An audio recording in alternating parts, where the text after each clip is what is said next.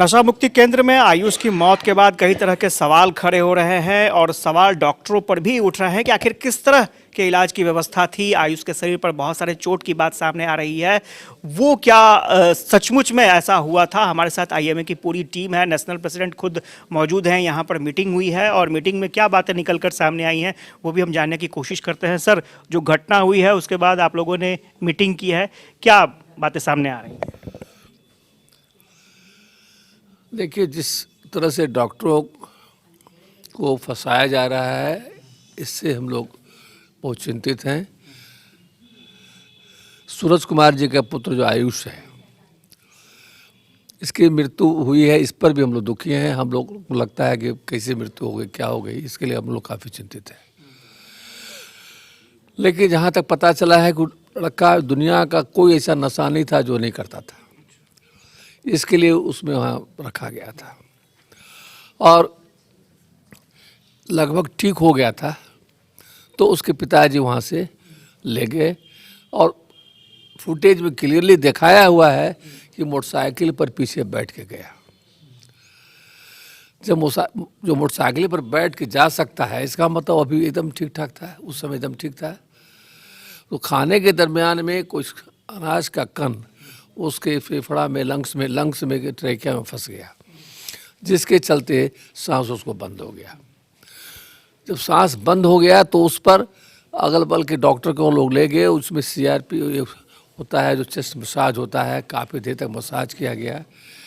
डॉक्टरों ने उसको उठा के एम्स तक ले गए। एम्स के डॉक्टरों ने काफ़ी मदद किया, लेकिन उसको नहीं बचा पाया।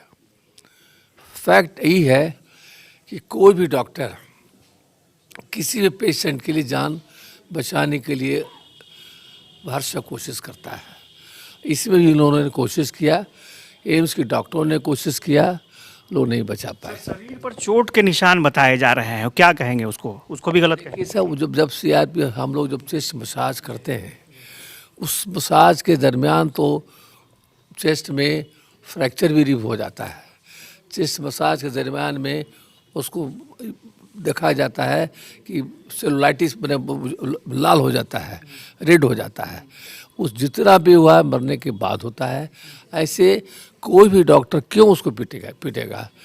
उसको कोई भी डॉक्टर नहीं पीट सकता है। इसलिए नहीं पीट सकता है कि हम लोग उसको ठीक होने के लिए वहाँ रखा गया था। उसको प्यार से समझाया जाता है और प्यार से ही समझा करके, दवा दे करके उसको ठीक करके भेजा जाता है। आगे क्या आईएमए की रणनीति है सर? कुछ फैसला भी आप लोगों ने लिया है? हम बहुतों के बारे में जानते हैं, 2-4 आईएएस के बच्चे के बारे में जानते हैं। हम अपना भतीजा भी भर्ती था फुलवाड़ी शरीफ में, कभी कोई मिसबिहेव नहीं किया। और एक और बताते हैं, जिस तरह की हिस्ट्री, एक हमारे विधायक जी थे, हमारे श्री आरपी शर्मा जी, वो सवेरे सवेरे सत्तू या क्या पीते थे और पीने में दरमियान में फंस गया, लंग्स में, उनको ट्रेकिया में फंस गया। हम उस समय संयोग से हमको बुला लिया गया, किस तरह से राइल्स ट्यूब, किस तरह से इंडोट्रेकुलर ट्यूब देकर साफ सुफ करके उनका जान बचाया। इस तरह की घटना बहुत होती है, ये पहली घटना नहीं है, हजारों देखा गया है होती है घटना।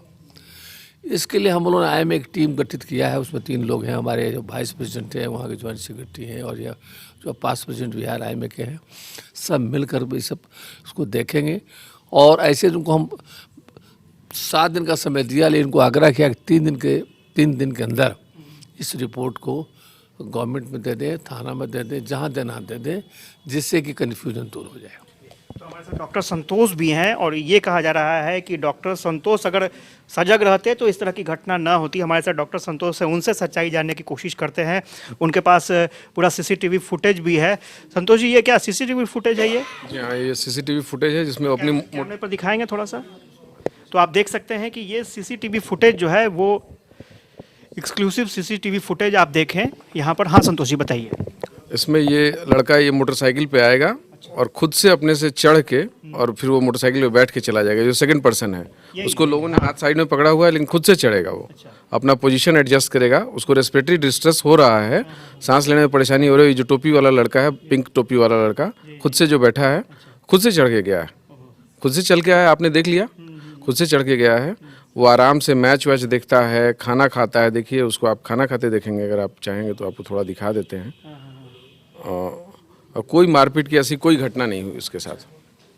ये जो कई तरह के उनके फादर खुद आरोप लगा रहे हैं कि नहीं मारपीट की घटना हुई, बॉडी में बहुत सारे ब्लैक स्पॉट्स थे, और तो आपकी बातचीत होती होगी फादर से उनकी? जी, उस दिन बातचीत हुई थी, उसके बाद मेरी कोई बातचीत नहीं हुई है। और उसका विगरस सीपीआर हुआ था, संभव है कि उसमें वो दाग बना होगा, परंतु यह पोस्टमार्टम रिपोर्ट के बाद ज़्यादा साफ होगा।